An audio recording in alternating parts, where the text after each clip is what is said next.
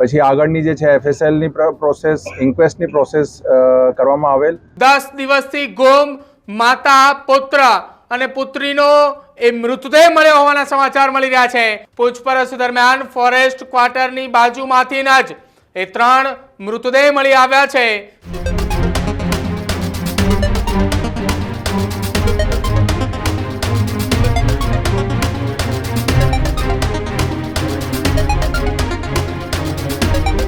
ભાવનગરની અંદરથી એક મહત્વપૂર્ણ સમાચાર સામે આવી રહ્યા છે કે જ્યાં ભાવનગરની એક ઘટનાએ સમગ્ર રાજ્યને હચમચાવી દીધું છે। ભાવનગરની શહેરની એક ઘટના કે જ્યાં રાજ્યના તમામ નાગરિકોને હચમચાવી દે તેવી ઘટના। 10 દિવસથી ગુમ માતા, પુત્ર અને પુત્રીનો એ મૃતદેહ મળ્યો હોવાના સમાચાર મળી રહ્યા છે।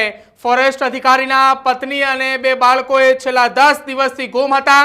ફોરેસ્ટ અધિકારી શૈલેષ ખાંભલાની સુરતથી અટકાયત કરાઈ છે। જો કે શંકાના આધારે પોલીસ દ્વારા ફોરેસ્ટ અધિકારીની સઘન પૂછપરછ હાથ ધરવામાં આવી રહી હતી। પૂછપરછ દરમિયાન ફોરેસ્ટ ક્વાર્ટરની બાજુમાંથી જ એ 3 મૃતદેહ મળી આવ્યા છે। 5 થી 7 ફૂટ ઊંડા ખાડામાં 3 મૃતદેહને બાંધીને દાટવામાં આવ્યા હતા।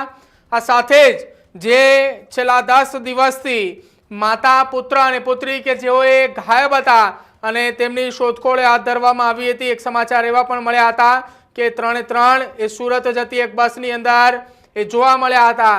જો કે આ ઘટનાની અંદર ભાવનગર જિલ્લા પોલીસ વડાએ તમામ એ પોલીસ અધિકારીઓનો કાફલો એ તપાસની અંદર જોતરાયો હતો।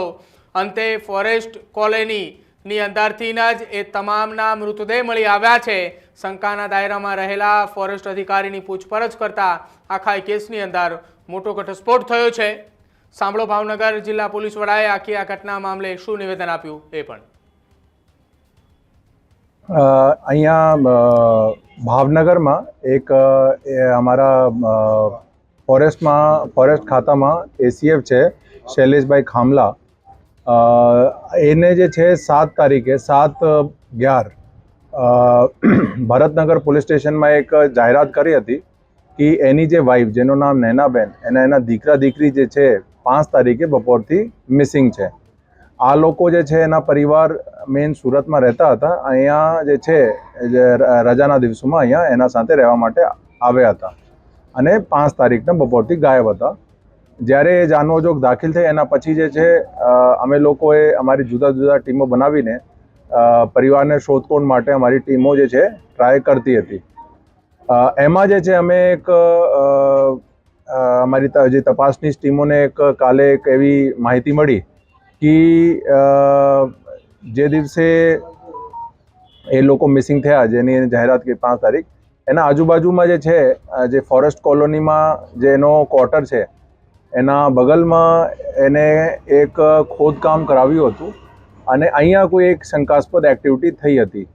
તો એના આધારે આજે જે છે સવારે અમારી ટીમો પંચોના રૂબરૂ એક્ઝિક્યુટિવ મજિસ્ટ્રેટના સાથે અને FSL અધિકારીના સાથે અહીંયા જે છે સાયન્ટિફિકલી જે છે ડોગને સાથે રાખીને સાયન્ટિફિકલી જે છે જે જગ્યા હતી એની નક્કી કર્યું કે અહીંયા ખોદકામ થયું છે। એને પછી ખોદકામ કરવામાં આવેલ અને એમાંથી જે છે અમે જે છે 3 બોડી મળી।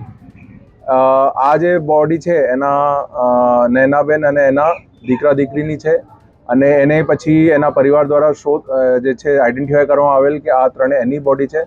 પછી આગળની જે છે FSL ની પ્રોસેસ, ઇન્ક્વેસ્ટની પ્રોસેસ કરવામાં આવેલ અને હાલ જે છે 3 એની PM જે છે પેનલ PM ચાલુ છે।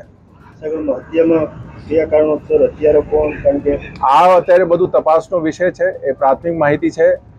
કોઝ ઓફ ડેથ શું છે, કેવી રીતે આ લોકોની ડેથ થઈ અને કોણ એમાં ઇન્વોલ્વ છે, આ બધું જે છે હાલ અત્યારે એમાં તપાસ ચાલુ છે। એવું કહી શકાય કે એના પતિ પણ શંકાના દાયરામાં છે? હા, પતિ અત્યારે શંકાના દાયરામાં છે અને જે આગળની જે પણ જે બધું જે ક્રાઇમ જે છે કેવી રીતે થયું એ અત્યારે તપાસ કરવામાં આવશે અને એમાં પછી અત્યારે તપાસનો વિષય છે।